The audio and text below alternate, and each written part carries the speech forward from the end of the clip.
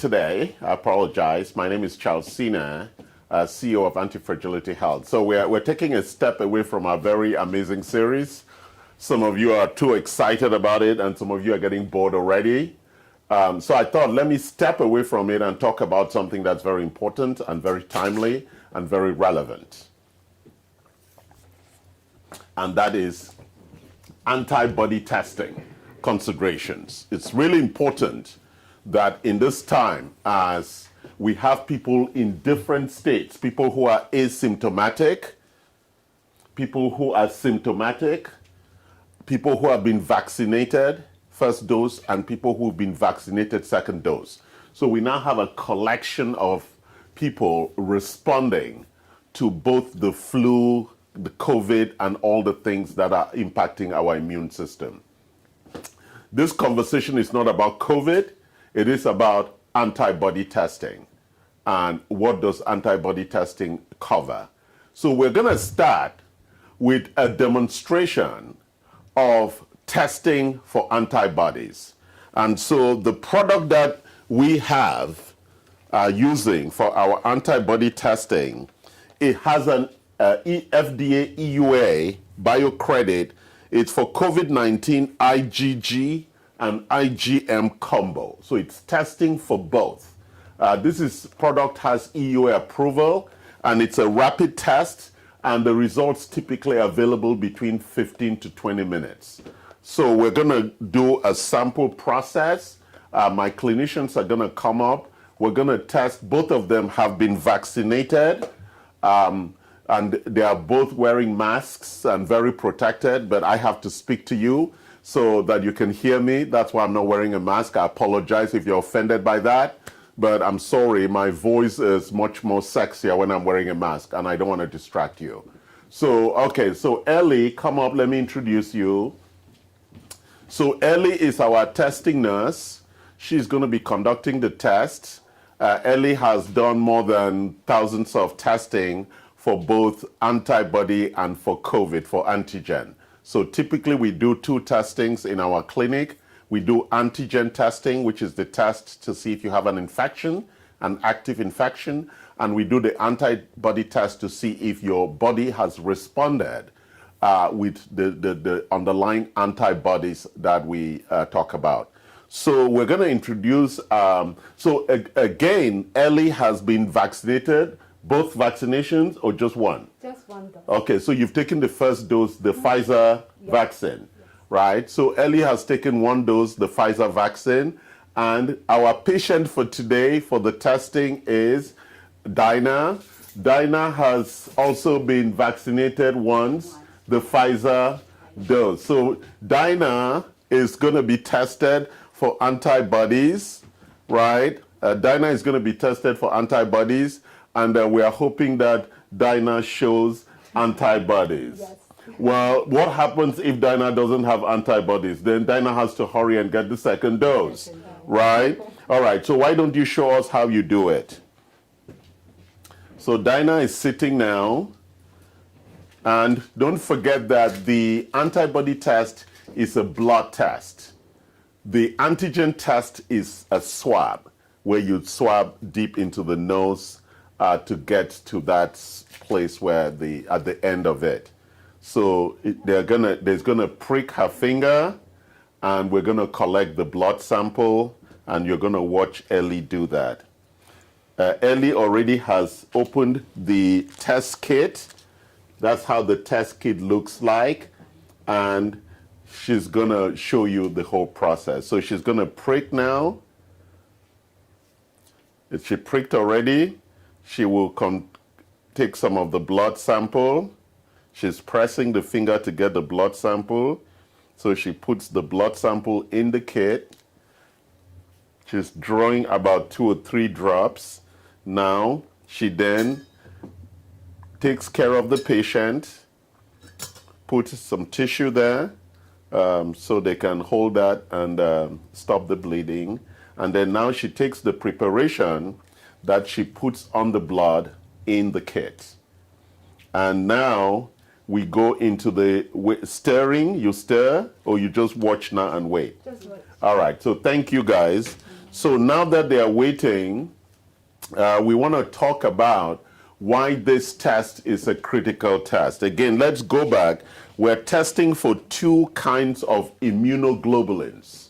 Immunoglobulins are the proteins that are released by the immune system to fight and defend us against any kind of viruses or bacteria. So let us look at the overall timeline for how an infection would work. So we are looking at the level of antibodies, and we are looking at the days after symptoms show. So for people who are asymptomatic, they may still build antibodies with just little symptoms. And some of those symptoms, sometimes we have just a slight headache or a slight loss of taste, or we just feel sick a bit or congested a bit, and that. So those are still symptoms that are really very critical. So the timeline here starts from -14. So we're saying that the period for incubation of the virus or the bacteria or whatever the viral infection is about 14 days. And then we are using the fever as the key measure for that. And the first line that develops on the graph, that is the line for the IgM. That's for the IgM, is the first antibody that is part of our first response. And the IgG is part of the second response.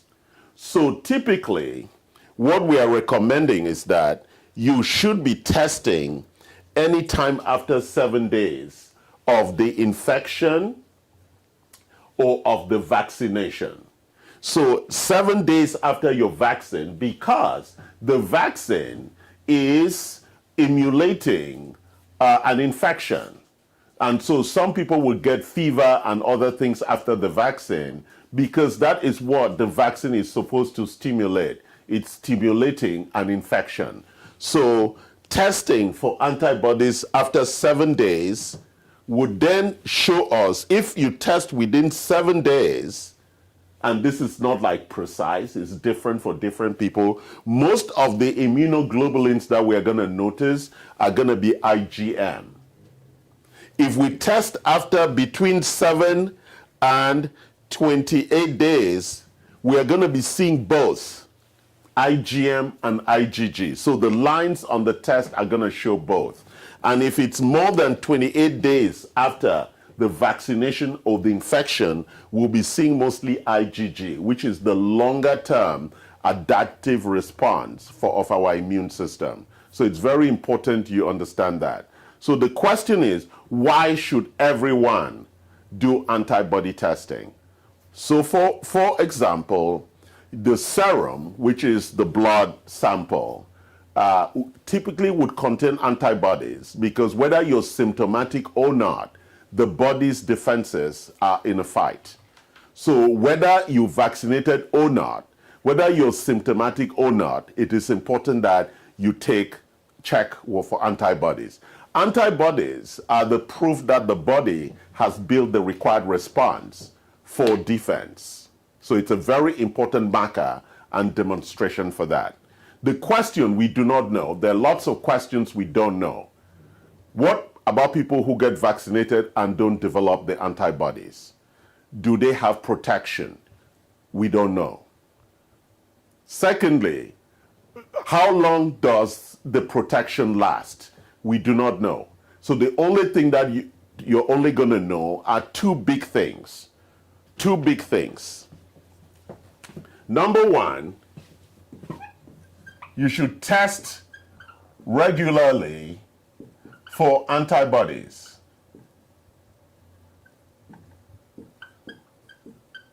At least once or twice, once every month, or once every 2 months, or once every 3 months. You should test to make sure that your antibody levels are there. Number two, you must build your immune defenses.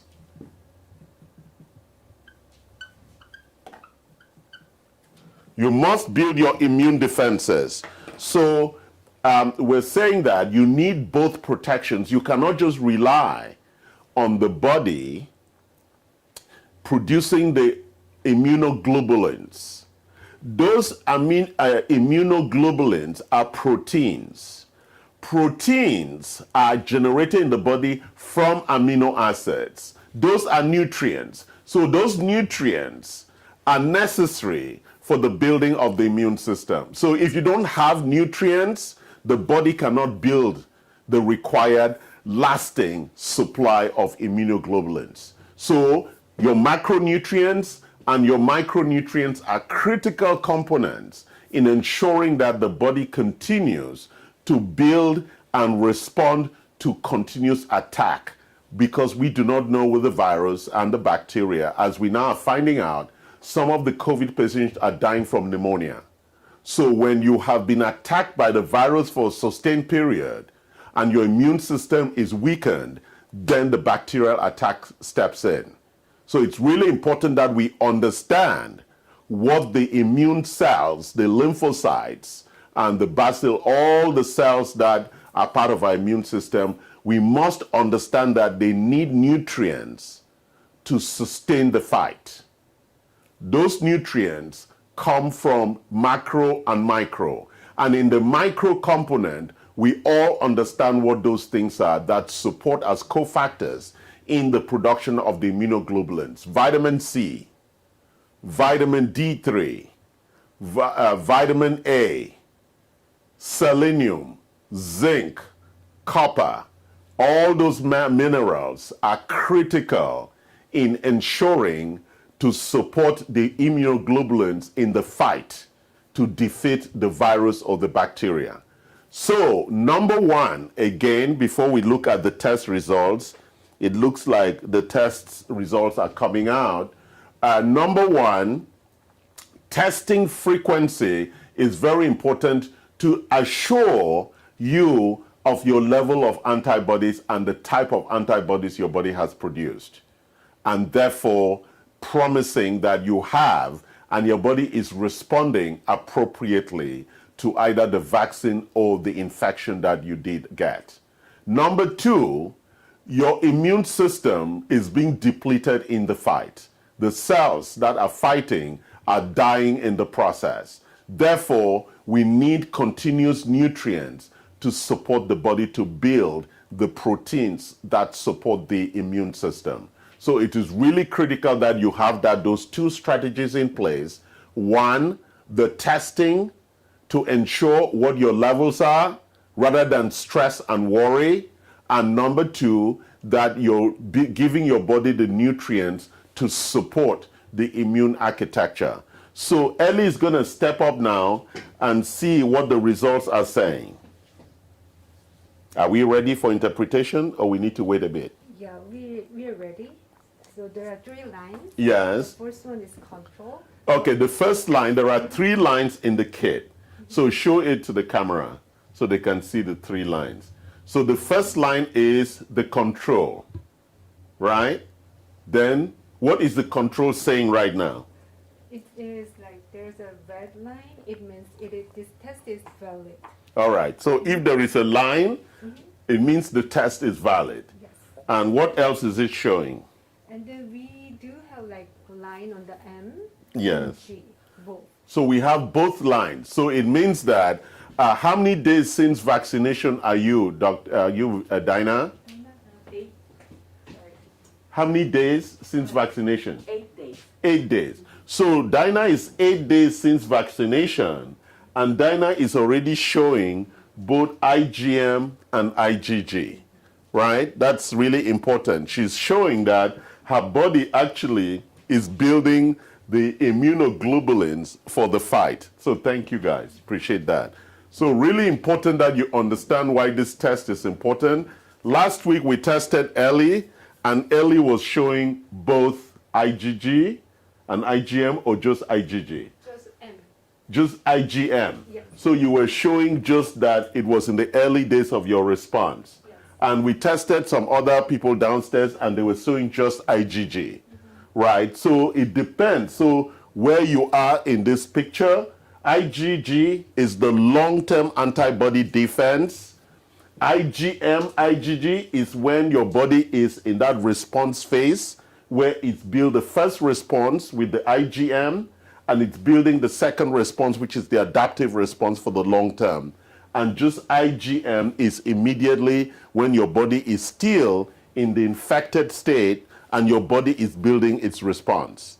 So it's very important. And most people in this phase will be symptomatic. They still have muscle pain, they have fever, and they have a lot of the reactions. So join us at our clinic for this testing. And if you do have any questions, submit those questions online. It is really critical, and I'm going to summarize again, that you do two things. Number one, you must test regularly for antibodies. We do not know when all the right doses and the dosing frequency for the vaccination, it's not being worked out. So for your personal protection, it is important that you determine where your levels are. Number two, how do you increase those levels? By ensuring that you provide the nutrients that the body requires for the appropriate response. And we know that we are now using the serum from people who have these antibodies already to treat other people whose responses are not as strong. That's another therapy we're using for COVID-19. So thank you for joining us this afternoon, this morning in Los Angeles area. Thank you for joining us.